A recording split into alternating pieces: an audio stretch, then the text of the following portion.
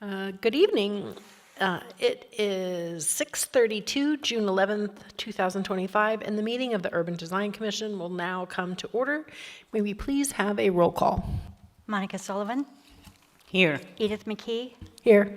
Allison Lenny. Here. Julia Foland. Here. Alexandra Nanello. Here. Ryan Lucas.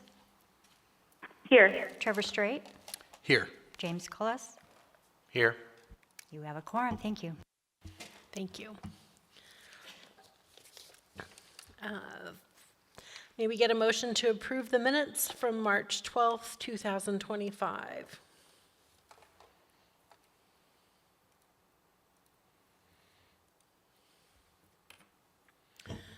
It's been moved by Commissioner Gordy. It's been seconded by Commissioner Foland.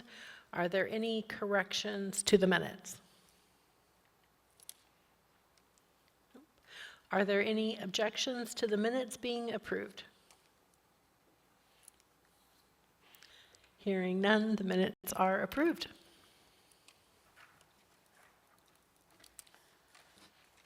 Next, we'll move on to the special order of business. Are there any disclosures?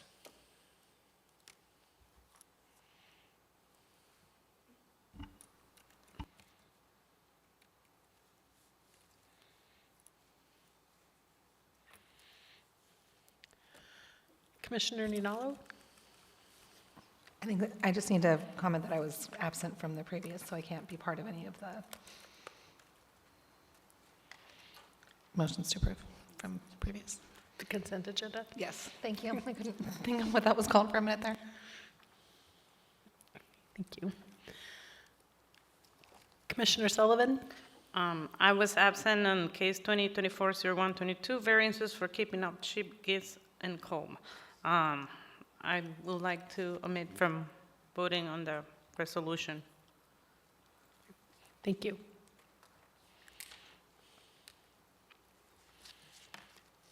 Do I need to make a motion for them to be? No. Okay. Okay.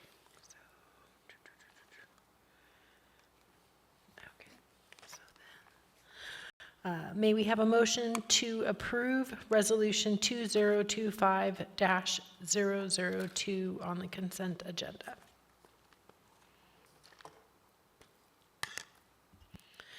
It's been moved by Commissioner Strait and seconded by Commissioner Foland. Is there any discussion on the consent agenda?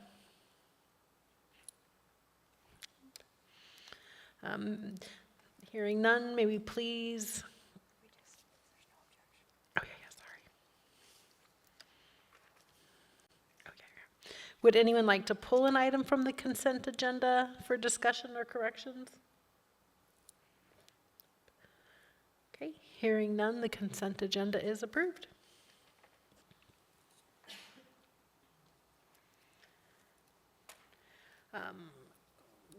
We don't have any unfinished business or items on the regular agenda this evening, therefore we'll move on to the public hearings, and I'll read the public process.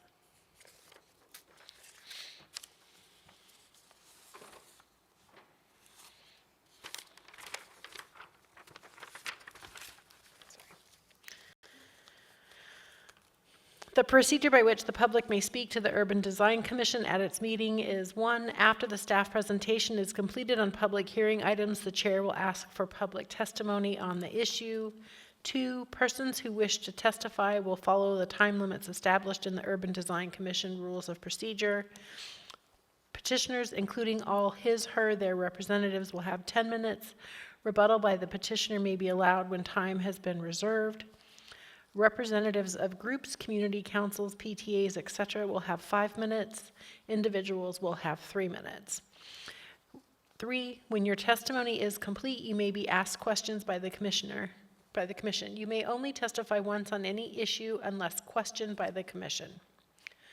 4, any party of interest wishing to appeal shall first file with the planning director within 7 days of the commission's decision made on the record a written notice of intent to appeal in accordance with AMC 2103-050A 4A Commission recommendations to the Anchorage Assembly are not appealable. Following approval of the written findings of fact and decision, any party of interest may, within 20 days, file an appeal by filing a notice of appeal and paying the appeal fee and deposit in accordance with Section 2103050.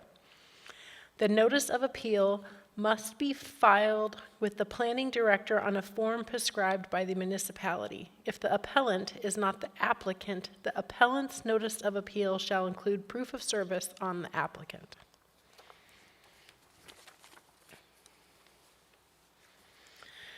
With respect to case 2025-0061, the petitioner is requesting review and approval of the Downtown Trail Connection, a multi-use trail connecting the Tony Knowles Coastal Trail and the Ship Creek Trail.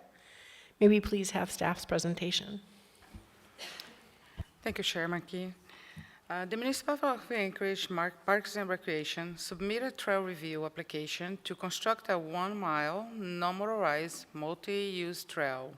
This segment will complete a trail system in Anchorage by connecting the Ship Creek and Tony Knowles Coastal Trail, creating a continuous 14-mile non-motorized corridor in the downtown area.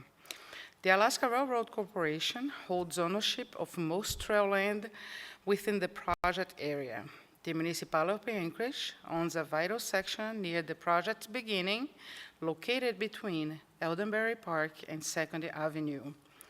The project design plans are 65% complete, with construction anticipated for summer 2026. Once finished, the Municipality of Anchorage Parks and Recreation Department will maintain the trail. This project provides a 15-foot pathway, including an 11-foot path and 2-foot shoulders for diverse users. Beyond the pathway, improvements include essential signage, drainage features, and lighting improvements. Furthermore, this project offers enhanced control over pedestrian trespassing on railroad facilities, provides scenic waterfront views, and enhance the recreational experience. The application includes a resolution of support from the Parks and Recreation Commission and numerous letters of support from the community. It also shows extensive public engagement with documented meetings available in Appendix C on the application. The proposed trail aligns with Title 21 and elements of the comprehensive plan, including the Anchorage Metropolitan Area Transportation Solution, AMETS, non-motorized plan, Downtown District Plan, Anchorage 2040 Land Use Plan, and the Ship Creek Master Plan.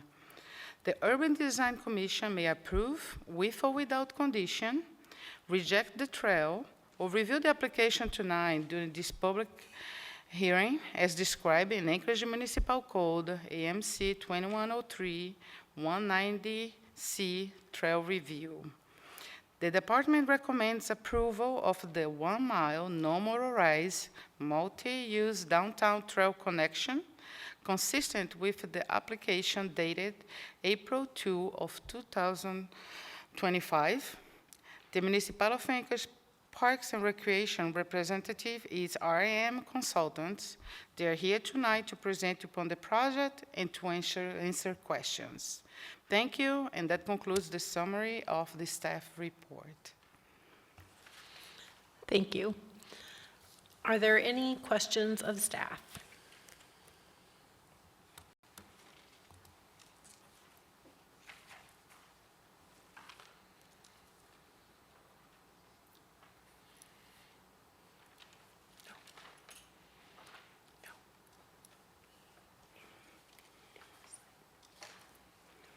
No. Okay. It doesn't look like it at this time. Will the petitioner please come forward? Please state and spell your name for the record. And then you'll have 10 minutes to present. Would you like us to reserve any of your time for rebuttal? Your mic? Yep, there you go. How many minutes would you like us to reserve? 5 or 6. 5.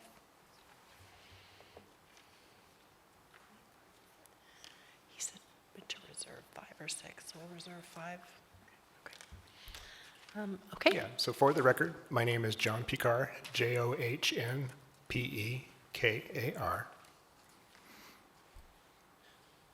So through the chair, as I stated, my name is John Pekar. I'm with Kinney Engineering, and I'm the design project manager for the AMATS Downtown Trail Connection project, representing both the DOT and municipality. With me here tonight are members of our team.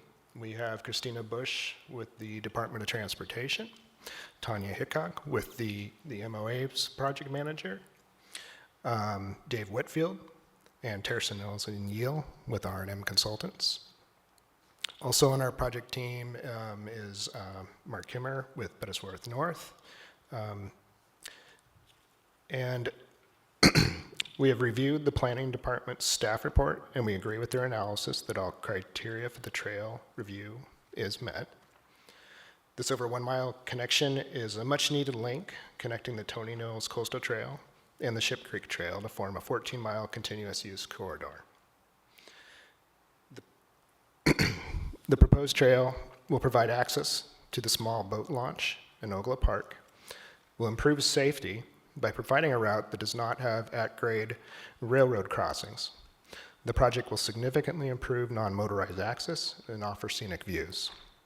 This project was first identified in the 1997 Anchorage Area-Wise Trail Plan and is supported by current municipal plans. The AMATS project began in 2022. It's involved substantial public engagement throughout. We've hosted open house meetings, attended the Anchorage Transportation Fair on an annual basis, presented at the South Edition Community Council, Downtown Community Council, Government Hill Community Council, and also at the Parks and Recreation Commission. In those interactions from the public, we've had it's been very well supported. One thing that we have heard from, in particular, the Downtown Community Council and Government Hill Community Council is that they would like to see additional connections of this type. But we received their support for this project. There have been several technical and environmental challenges during the planning and designing phases of this project, including impact avoidance to the railroad's operation and lease properties. We got coastal hydrology and coordination with the reconstruction of the railroad's bridge over Ship Creek.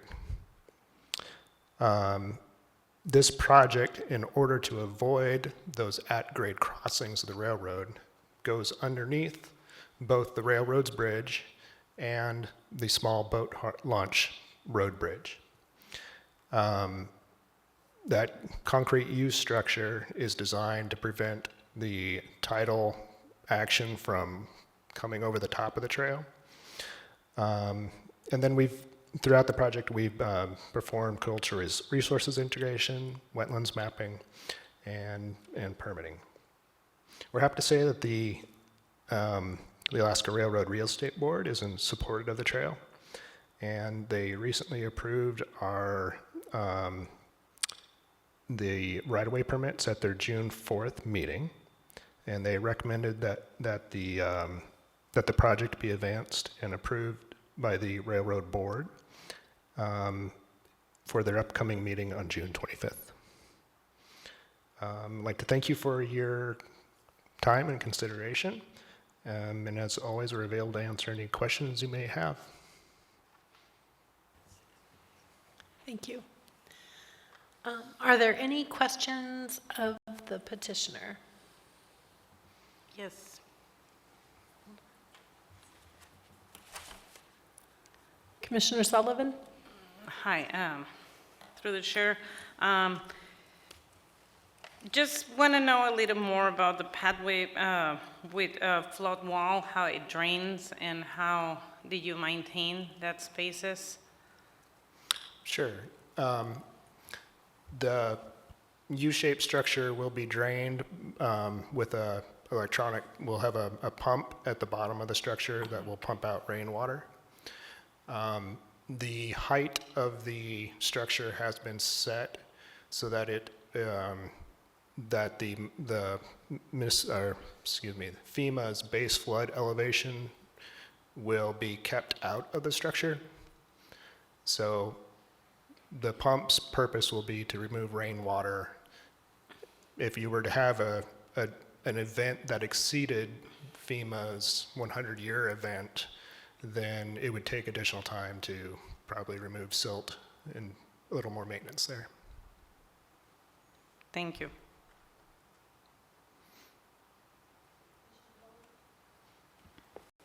Hi, I have two questions. On this map, the tiny little red X, the railroad crossing, is that existing or is that new?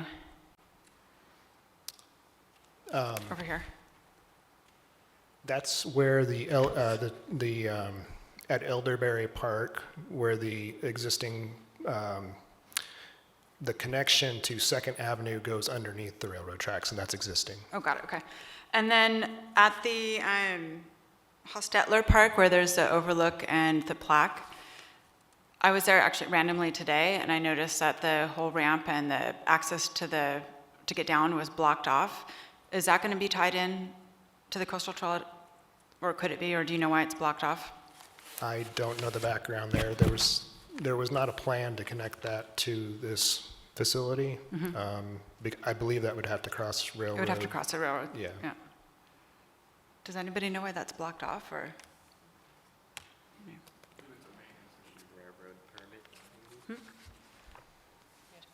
Do you know? Maintenance issue?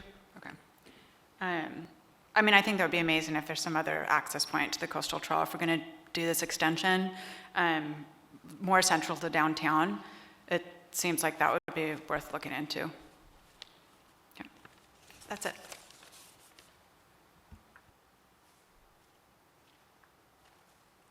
Commissioner Straight? Yeah. First of all, this is not your normal trail project. There's lots of engineering hurdles that you had to go through, and it looks like a very nice design, so great job. I have a couple questions, mostly unrelated to the design. There is on this figure that my colleague just referenced, there is a reference to existing restrooms down at the small boat launch. Are those municipally maintained? Do you know? Yes, I believe they are. I don't believe they're currently open. Okay. Okay, I guess my concern there would be that we're now going to be putting a whole bunch of perhaps additional traffic to this set of restrooms that they might not have had before, and so just letting whoever is maintaining those be aware that that might be the case. And then my other question is, it looks like there is a set of stairs by the railroad bridge that's being removed. Do you know the existing purpose of that bridge? Is it just access for fishermen to get down there, or? Yes, Okay. those stairs were originally installed for fishermen access. The ice flows that come in and out Ship Creek have heavily damaged those stairs, and they're now closed. The railroad's planning to remove those stairs as part of with their bridge project. But I think it's mile 114 of the railroad. Okay. And there's not a plan to put stairs back in just because because of the damage they've sustained, that they're not something that's been maintainable. Okay. All right. Those are my questions. Thanks.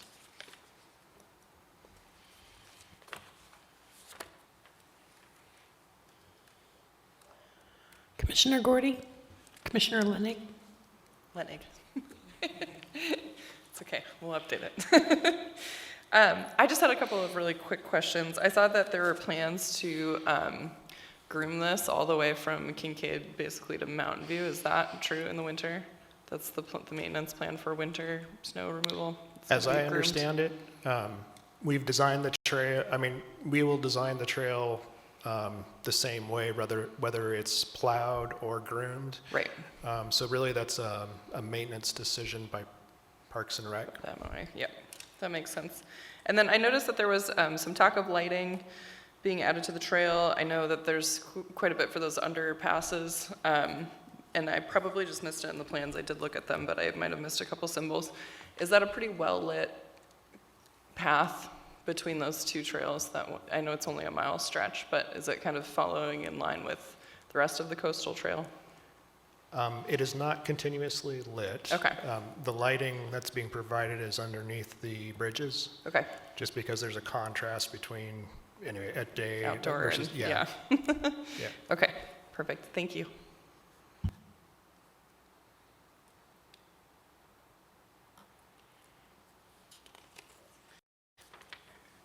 Can I go? I have a couple of questions for you. On sheet B2 of the plans, there's an exception table where it shows the wall and the embankment. It says top of existing bank. Just as I was reviewing, it would have been helpful to see where the elevation is for the tidally influenced area. I think it would just give you some assurance that we definitely don't expect water to come over the retaining structure. And then my other question was also the lighting is, I know that we have, there's a history of folks being in tunnels and underground crossings that can make people feel really uncomfortable using those spaces. And with this being channeled for a pretty significant distance, is there visibility of this, just as, if you're riding your bike in there or walking through there, you could feel like you don't have a real method of escapement? Is this channel underneath these structures visible from the roadway or is there visual ability to see the folks that are in there using that space? The lighting will aid in the visibility. There's no escaping the fact that it is channelized. So that we've taken the steps we can, given the scenario that the constraints we have with the tidal influence. So on the interior wall, we have lowered it. That wall was lowered to provide a sight distance around the inside of the first corner. But those are the steps we've taken so far. So was there discussion in making the determination to go under with essentially it's a tunnel versus keeping people, I understand that it would introduce, road conflicts and potentially railroad conflicts, the safety of the users being visible and not in a tunnel? Early in the project development, there was discussions of, or not in this project, but this has been studied previously. Flyovers have been considered in the past, but those also have similar concerns in that there's no escape from, if you do an overpass, it has a very similar situation. It maybe even less. And then some of my other ones were, it's again that same kind of question on the typical sections, is just including that, because it has bottom of creek. I think it would be helpful because you've got pedestrian barrier there, to also see the top of bank and whether it's a tidally influenced area. That was on B3. And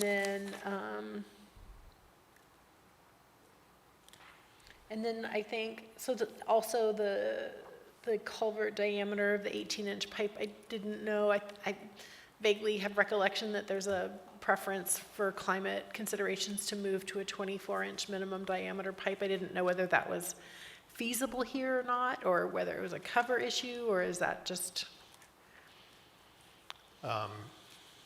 We could look at that, yeah. And then my other question is, in the tunnel, like the grades going into it are approximately 8%.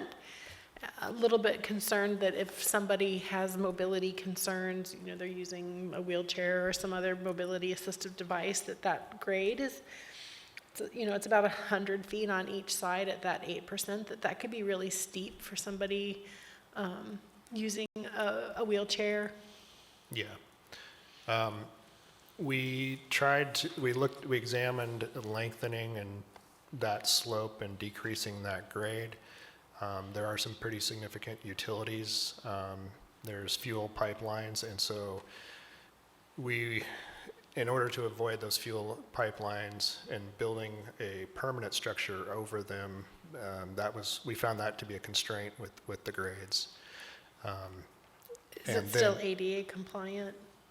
Yes, meets current guidelines. And then, let's see here.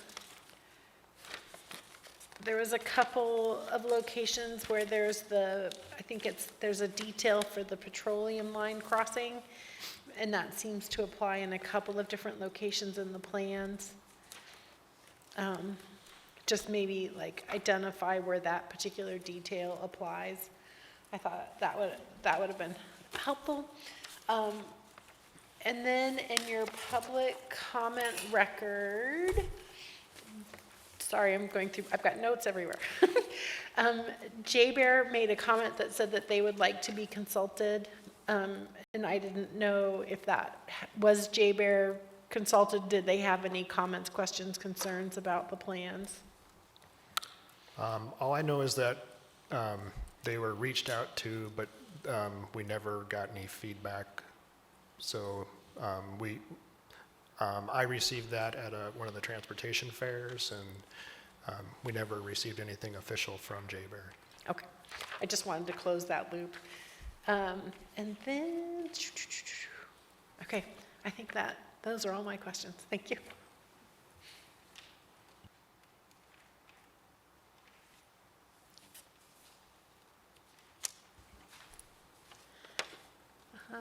We will now open the hearing to public testimony. Is there anyone wishing to testify? I don't see anybody.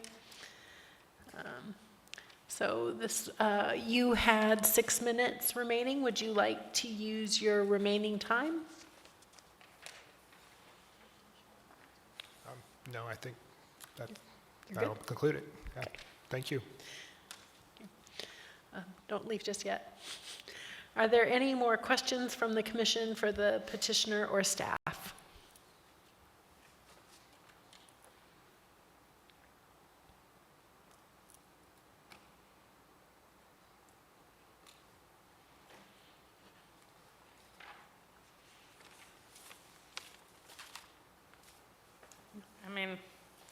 I have another question.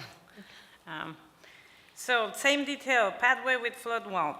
We have the properties next to where you lower the wall. How drainage works there? It seems like it will drain and potentially go over the wall, water, or I'm not sure what's the whole topography, but how do you prevent that from happening? At the low point in the structure, we're providing a sump, and there'll be a sump pump at that location that will remove rainwater from the structure. Okay, so the idea is that it will flow over that, potentially, and then the sump pump will, and when it freezes? It's going to freeze, yeah. Like it's all the it's breaches, it's going to require maintenance. Okay, thank you. I'm good, thank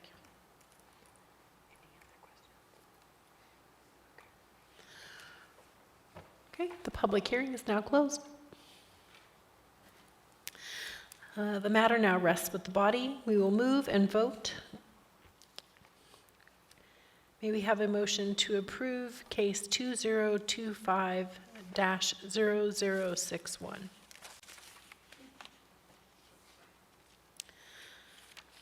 It's moved by Commissioner Lenig.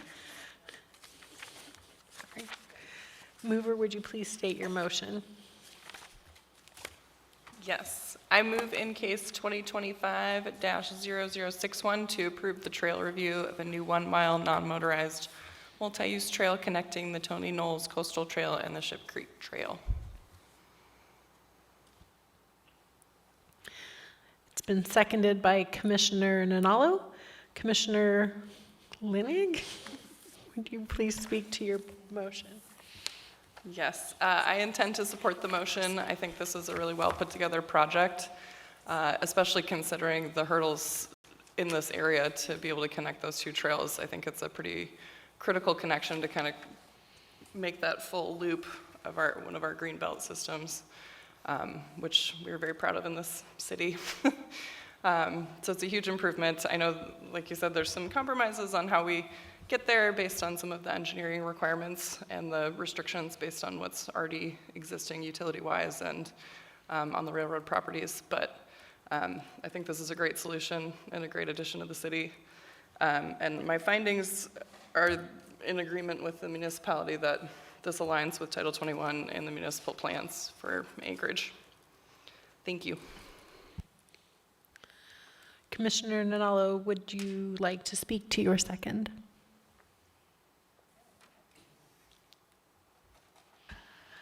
Sure. Yeah, I agree with Commissioner Gordy. Very well done. Difficult to engineer and get this to come together correctly. So well done to the design team. Yeah, excited that the trails will be connected. I think that's something that is very consistent with the overall plan for the municipality. So yeah, great work. Thanks. Are there any other commissioners wishing to speak to the motion and or add findings?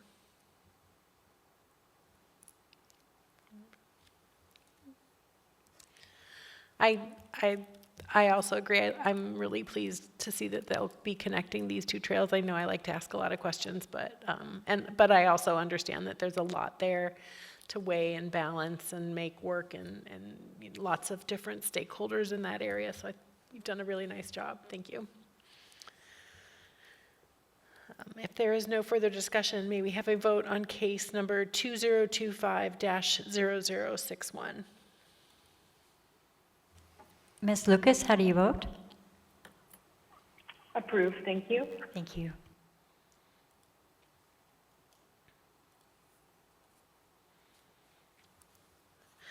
Case 2025-0061 passed with a vote of 8 in favor, 0 against, and 0 abstaining.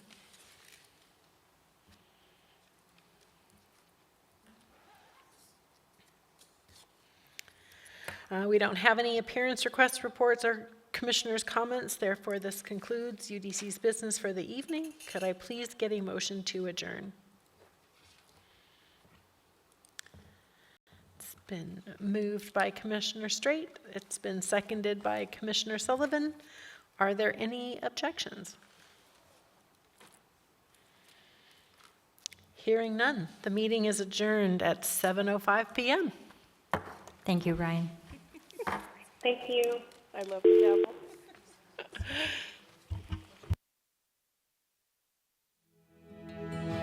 Oh, better than this, just you